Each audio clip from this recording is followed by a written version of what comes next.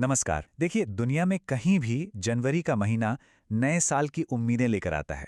लेकिन जब बात भारत की होती है, तो ये सिर्फ कैलेंडर बदलने जैसा नहीं है। ये महीना उन तारीखों से भरा हुआ है जो हमारे देश की पहचान को बनाती हैं, इसके अतीत को, आज की ताकत को और भविष्य के सपनों को। तो चलिए, इस कहानी को समझने के लिए हम इसे कुछ हिस्सों में बांट लेते हैं। हम शुरुआत करेंगे उन महान लोगों से जिन्होंने भारत की नींव रखी। फिर देखेंगे कि कौन से संस्थान देश को मजबूती देते हैं।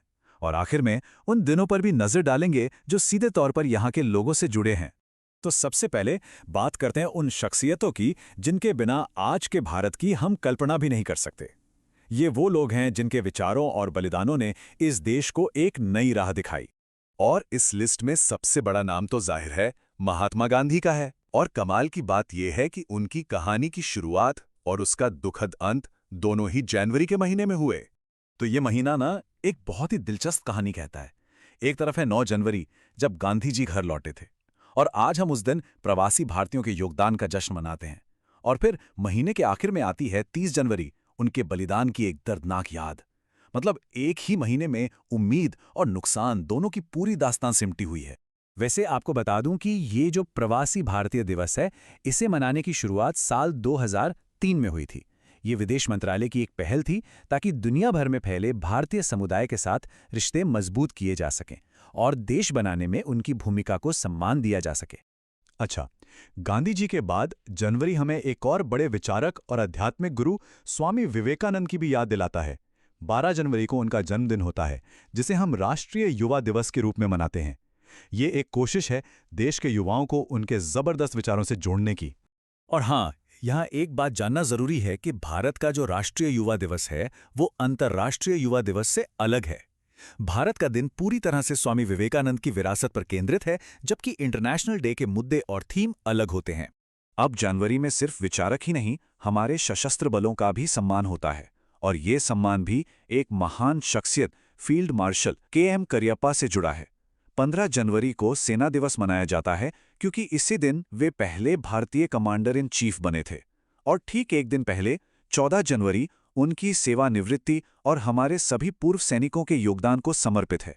तो ये तो बात हुई लीडर्स की, लेकिन कोई भी देश सिर्फ महान नेताओं से नहीं चलता, उसे मजबूत संस्थानों की भी जरूरत होती है। तो चलिए अब देखते हैं कि जनवरी उन पिलर्स को कैसे सेलिब्रेट करता है जिन पर भारत की नींव टिकी है।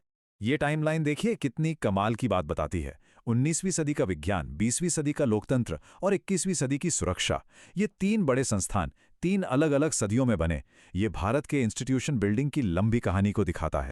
तो ये जो 25 जनवरी को राष्ट्रीय मतदाता दिवस मनाया जाता है, उसके पीछे का असली मकसद यही था। ये दिन इलेक्शन कमीशन का स्थापना दिवस भी है। और ये दिन कोई बहुत पुराना नहीं है। इसकी शुरुआत हुई थी 2011 में। मतलब ये एक मॉडर्न कोशिश है जिससे नागरिकों, खासकर युवाओं को वोटिंग के लिए और ज्यादा जागरूक किया जा सके। सिर्फ राष्ट्रीय संस्थान ही नहीं, जनवरी भारत के फेडरल स्ट्रक्चर यानी हमारे राज्यों का भी जश्न मनाता है। ये महीना मणिपुर, मेघालय, त्रिपुरा, उत्तर प्रदेश और हिमाचल प्रदेश जैसे कई राज्यों के लिए बहुत खास है, जो इस दौरान अपना स्थापना दिवस मनाते हैं। चलिए, हमने नेताओं की बात कर ली, संस्थानों की भी बात कर ली, पर कोई भी देश असल में तो अपने लोगों से बनता है ना?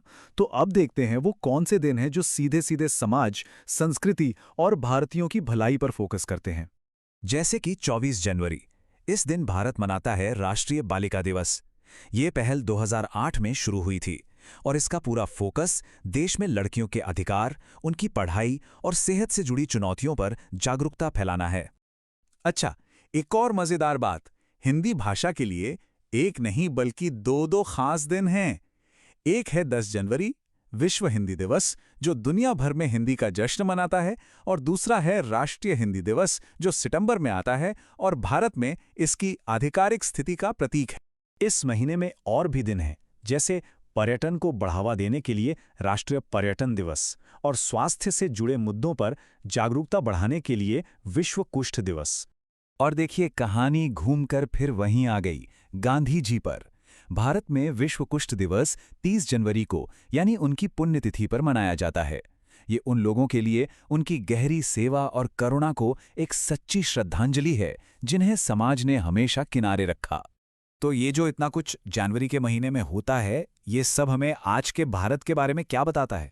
कुल मिलाकर देखें तो जनवरी सिर्फ तारीखों का एक कैलेंडर नहीं है, ये एक आईना है जो दिखाता है कि भारत अपने इतिहास का सम्मान करता है, अपने आज की ताकत का जश्न मनाता है और एक बेहतर भविष्य बनाने के लिए लगातार कोशिश कर रहा है। ये महीना अतीत को याद करने, वर्तमान को मजबूत करने और भविष्य की उम्मीद की कहानी कहता है। और ये हमें एक आखिरी सवाल के साथ छोड़ जाता है। जैसे जैसे भारत आगे बढ़ रहा है, सोचिए आने वाली पीढ़ियां जनवरी के कैलेंडर में और कौन सा नया दिन जोड़ सकती हैं? कौन सी नई उपलब्धि या कौन सा नया मूल्य होगा जिसे हम सब मिलकर याद करेंगे? ये एक दिलचस्प सवाल है जो भारत की कभी न खत्म होने वाली यात्रा को दिखाता है। क्या कभी सोचा है कि किसी देश का कैलेंडर, उसके राष्ट्रीय दिवस, उस देश की असल पहचान के बारे में क्या कुछ बता सकते हैं? आज हम यही करने वाले हैं। फरवरी के महीने के जरिए भारत की कहानी को समझने की कोशिश करेंगे। तो चलिए भारत के फरवरी महीने के कैलेंडर में झांक कर देखते हैं। ये सिर्फ कैलेंडर पर लिखी तारीखें या छुट्टियां नहीं हैं। नहीं, ये तो एक तरह से भारत की प्रायोरिटीज का आईना है कि एक देश के तौर पर हमारे लिए क्या मायने रखता है। किसी भी महान देश की कहानी आप देखिए उसकी सुरक्षा से ही शुरू होती है। तो सबसे पहले बात उन्हीं की करते हैं जो भारत की सीमाओं और इसकी पूरी व्यवस्था की रक्षा करते हैं। शुरुआत करते हैं 1 फरवरी से, इंडियन कोस्ट गार्ड डे। अब सवाल यह है कि इसकी जरूरत ही क्यों पड़ी? देखिए, बात है 70s की। उस वक्त भारत ने अपने समुद्री इलाके पर कुछ खास आर्थिक अधिकार घोषित किए। अब इतनी बड़ी समुद्री सीमा, उसकी रक्षा करना, स्मगलिंग जैसी इलीगल एक्टिविटीज को रोकना, इसके लिए एक डेडिकेटेड फोर्स तो चाहिए थी, है ना? बस इसी जरूरत के चलते 1977 में इसकी शुरुआत हुई और फिर 1978 में इसे एक परमानेंट आर्म्ड फोर्स का दर्जा मिल गया। अब देखिए, देश को सिर्फ बाहरी खतरों से ही नहीं बचाना होता, उसे आर्थिक रूप से भी तो मजबूत बनाना पड़ता है। और 24 फरवरी को मनाया जाने वाला सेंट्रल एक्साइज डे हमें इसी बात की याद दिलाता है। सोचिए, 1944 में बना एक कानून वो आज भी इतना जरूरी क्यों है? क्योंकि ये भारत के इनडायरेक्ट टैक्स सिस्टम की नींव था। वही सिस्टम जो आज जीएसटी में बदल चुका है और हमारी इकोनॉमी की रीढ़ की हड्डी है। और हाँ, ये तो हम सब जानते हैं कि भारत की असली ताकत उसकी डाइवर्सिटी में है, उसके राज्यों में है। 20 फरवरी को हम नॉर्थ ईस्ट के 2 बहुत ही खूबसूरत राज्यों का स्थापना दिवस मनाते हैं, अरुणाचल प्रदेश और मिजोरम। एक तरफ उगते सूरज की भूमि अरुणाचल और दूसरी तरफ अपनी शानदार लिटरेसी रेट के लिए मशहूर मिजोरम। दोनों ही भारत की कल्चरल रिचनेस की क्या बेहतरीन मिसाल हैं। अच्छा, तो हमने सुरक्षा और आर्थिक व्यवस्था की बात तो कर ली, लेकिन कहानी सिर्फ इतनी ही तो नहीं है। असल में कोई भी देश तो अपने लोगों से बनता है ना, है ना? तो चलिए अब जरा अंदर की तरफ देखते हैं कि भारत अपने नागरिकों के स्वास्थ्य, पोषण और उनके अधिकारों पर कितना ध्यान देता है। इस कहानी का एक बहुत जरूरी हिस्सा है हेल्थ। 10 फरवरी को मनाया जाता है नेशनल डीवर्मिंग डे। अब डीवर्मिंग या क्रिमिनेशन ये जरूरी क्यों है? असल में पेट के कीड़े बच्चों में कुपोषण और एनीमिया यानी खून की कमी की एक बहुत बड़ी वजह बन जाते हैं और इसका सीधा असर उनकी पढ़ाई और उनके ओवरऑल डेवलपमेंट पर पड़ता है। तो ये जो पहल है, ये सीधे इसी प्रॉब्लम की जड़ पर काम करती है। आपको पता है, 2015 में शुरू हुई ये पहल आज दुनिया के सबसे बड़े पब्लिक हेल्थ प्रोग्राम्स में से एक है। साल में 2 बार करोड़ों बच्चों को स्कूलों और आंगनवाड़ियों में डीवर्मिंग की दवा दी जाती है। मकसद सीधा है, एक स्वस्थ पीढ़ी तैयार करना जो आगे चलकर भारत का भविष्य बने। अब हेल्थ का मतलब सिर्फ बीमारियों का इलाज करना तो नहीं होता, सही न्यूट्रिशन भी उतना ही जरूरी है। और इसी दिशा में 2020 में 27 फरवरी को पहले नेशनल प्रोटीन डे की शुरुआत की गई। ये एक बहुत बड़ा संकेत है कि अब देश में प्रोटीन की कमी को लेकर अवेयरनेस बढ़ रही है और लोगों को एक बैलेंस्ड डाइट की अहमियत समझाई जा रही है। लोगों के कल्याण का एक और बहुत जरूरी पहलू है उनके अधिकार। 13 फरवरी को हम मनाते हैं नेशनल विमेंस डे। ये दिन भारत कोकिला सरोजनी नायडू जी को समर्पित है। वो सिर्फ एक महान कवयित्री ही नहीं थी, वो एक स्वतंत्रता सेनानी थी, महिलाओं के अधिकारों के लिए लड़ने वाली एक मजबूत आवाज थी और आजाद भारत की पहली महिला गवर्नर भी। उनकी जिंदगी आज भी हम सबके लिए एक बहुत बड़ी प्रेरणा है। वैसे एक मजेदार बात ये जानना जरूरी है कि भारत का जो नेशनल वुमेन्स डे है यानी 13 फरवरी, वो इंटरनेशनल वुमेन्स डे जो 8 मार्च को होता है उससे अलग है। हमारा 13 फरवरी का दिन खास तौर पर भारत की एक महान बेटी के योगदान और भारतीय महिलाओं के संघर्ष को याद करने के लिए है। तो सुरक्षा हो गई, लोगों का कल्याण हो गया। इस मजबूत नींव पर अब बात करते हैं उन पिलर्स की जो भारत को भविष्य की ओर ले जा रहे हैं। मेरा मतलब है प्रोडक्टिविटी, प्रोग्रेस और साइंटिफिक इनोवेशन। किसी भी देश को आगे बढ़ने के लिए प्रोडक्टिविटी बहुत ज्यादा जरूरी है। 12 फरवरी को हम मनाते हैं नेशनल प्रोडक्टिविटी डे, और सिर्फ यही दिन नहीं, इसके बाद का पूरा हफ्ता इसी चीज पर फोकस करता है। इसका मकसद बहुत साफ है, देश में हर लेवल पर, चाहे वो कोई फैक्ट्री हो या कोई खेत, काम करने के बेहतर और ज्यादा एफिशिएंट तरीकों को बढ़ावा देना, ताकि भारत दुनिया के मंच पर और ज्यादा कॉम्पिटिटिव बन सके। और जब हम प्रोग्रेस की बात करते हैं तो वो साइंस के बिना तो अधूरी है ना?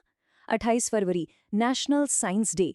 ये दिन एक ऐसे ही महान भारतीय वैज्ञानिक सर सीवी रमन की एक कमाल की उपलब्धि का जश्न है। अब तारीख 28 फरवरी ही क्यों?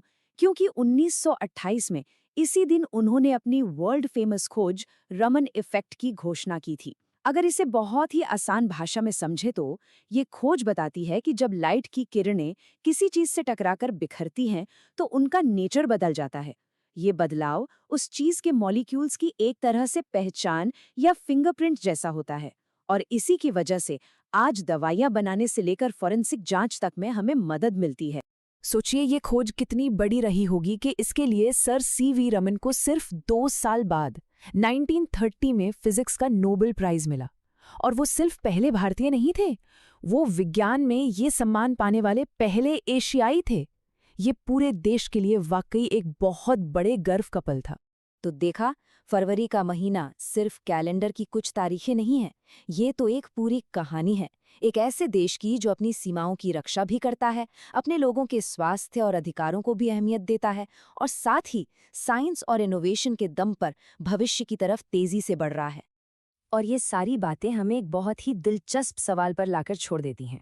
जरा सोचिए, अगर भारत के कैलेंडर में एक और नया राष्ट्रीय दिवस जोड़ना हो तो वो किस विचार या किस वैल्यू का प्रतीक होना चाहिए?